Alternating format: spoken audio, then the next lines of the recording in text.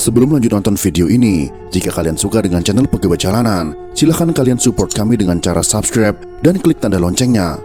Silahkan gunakan headset Anda untuk mendapatkan kualitas suara yang jernih. Selamat menonton.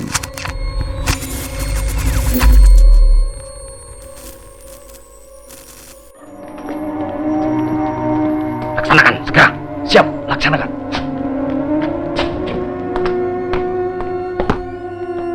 Peristiwa berdarah yang merenggut 6 jenderal dan 1 perwira TNI Angkatan Darat yang terjadi pada tanggal 30 September malam atau tanggal 1 Oktober pagi di Lubang Buaya ternyata diikuti sampai daerah-daerah.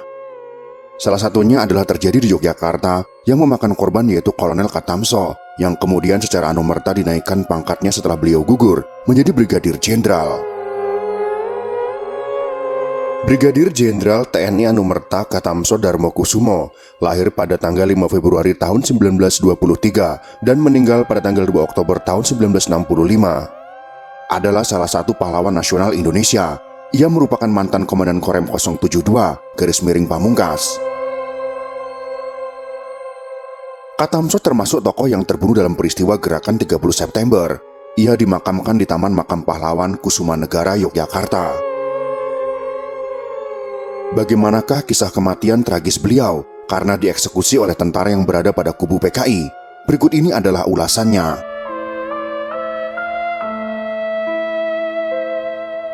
Tanggal 1 Oktober tahun 1965 pagi itu, kebingungan melanda kalangan tentara. Tak hanya di Jakarta, para prajurit di berbagai daerah pun turut bertanya-tanya. Di Yogyakarta, Katamso Darmokusumo selaku Komandan Korem 072 Kodam 7 Diponegoro juga belum mengetahui dengan pasti apa yang sebenarnya telah terjadi di ibu kota. Kegelisahan bertambah ketika pukul 8 waktu Indonesia Barat terdengar siaran Radio Republik Indonesia Semarang yang mengatakan bahwa Dewan Revolusi Daerah Jawa Tengah sudah terbentuk, menyusul Dewan Revolusi di Jakarta yang 1 jam sebelumnya telah dideklarasikan oleh Letkol Untung dari pusat. Katamso yang saat itu masih berpangkat kolonel segera menggelar rapat staf dan akhirnya mengutus ajudannya berangkat ke Semarang untuk mencari informasi lebih lanjut. Kolonel Katamso sendiri sudah dijadwalkan menghadiri rapat penting dengan Pangdam Diponegoro, yaitu Brigjen Suryo Sumpeno di Magelang pada hari itu juga.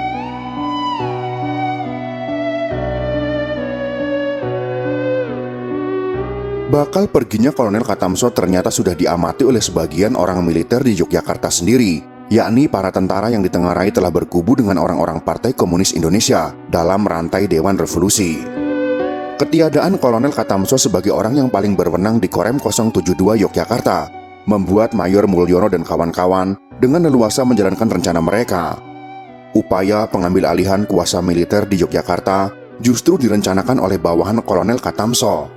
Kepala Seksi Korem 72 Pamungkas, yaitu Mayor Mulyono bertindak sebagai pimpinannya, dibantu oleh Mayor Kartawi, Mayor Dainuri, Kapten Kusdibyo, Kapten Wisnuaji, Sertu Aliptoyo, Peltu Sumardi, Pelda Kamil, Praka Anggara, Praka Sudarto, Praka Sugimin, dan lainnya.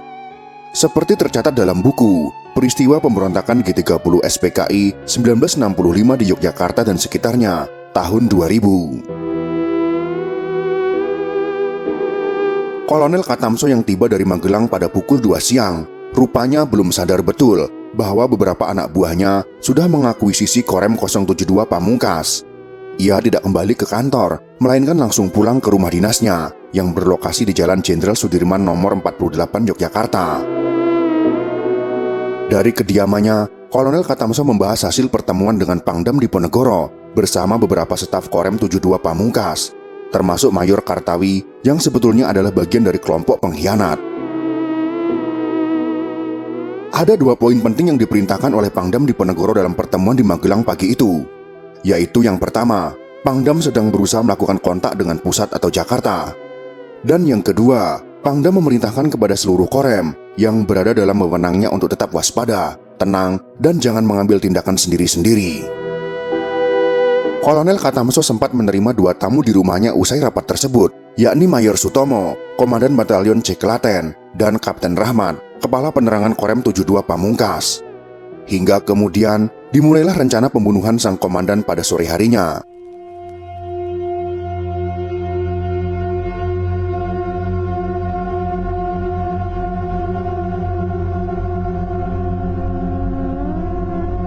Sekitar pukul 5 petang tanggal 1 Oktober tahun 1965 itu, sebuah mobil rintis berjenis Jeep gas memasuki halaman depan kediaman Kolonel Katamso. Kendaraan khas militer itu rupanya tak sendiri. Di belakangnya sudah bersiaga 2 truk dengan bak yang dipenuhi oleh prajurit bersenjata lengkap. 2 orang bergegas turun dari mobil, yakni Peltu Sumardi dan Pelda Kamil. Keduanya masuk ke rumah dan langsung menodongkan senjata ke arah Kolonel Katamso, memintanya untuk ikut dengan mereka. Taufik Abdullah dan kawan-kawan, Malam Bencana 1965, dalam Belitan Krisis Nasional, tahun 2012, halaman 117. Kapten Rahmat yang masih ada di situ berusaha menenangkan situasi, namun justru kena bentak. Demi menghindari terjadinya kericuhan, Kolonel Katamso bersedia ikut dengan para penodong yang ternyata sudah dikenalnya itu. Kapten Rahmat turut dibawa, tapi kemudian dilepaskan. Jeep yang diikuti 2 truk itu membawa Kolonel Katamso ke markas Komando Yon L di daerah Kentungan, terletak di utara kota Yogyakarta.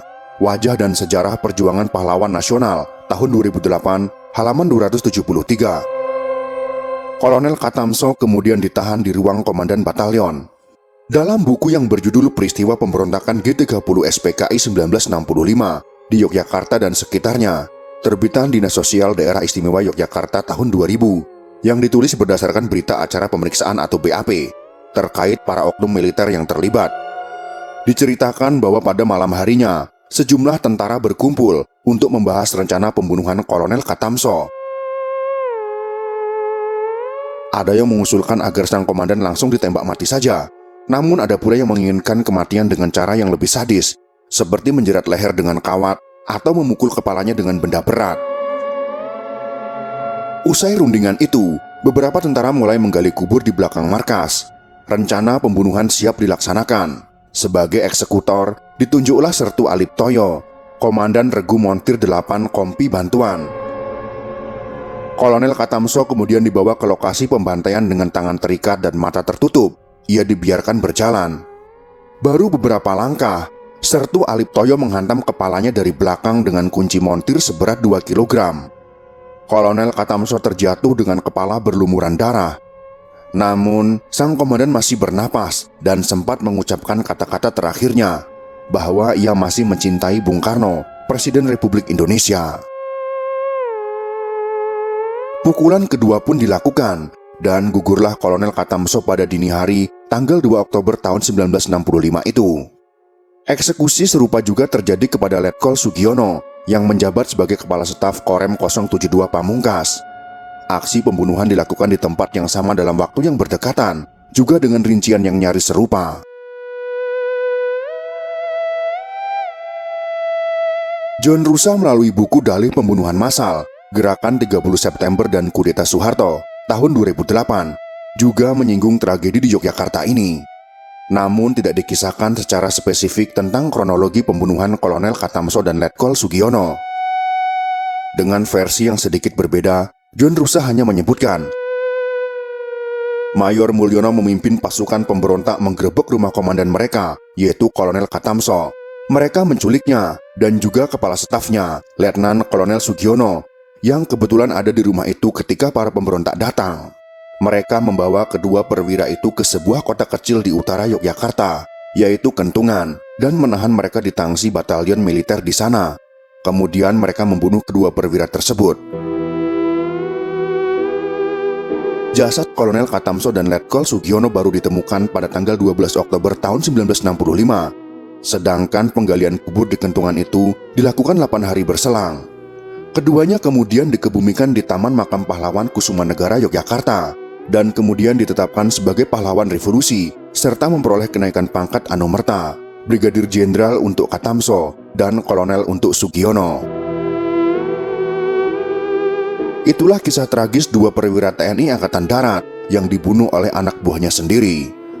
Semoga kisah sejarah ini bisa bermanfaat untuk kita semua.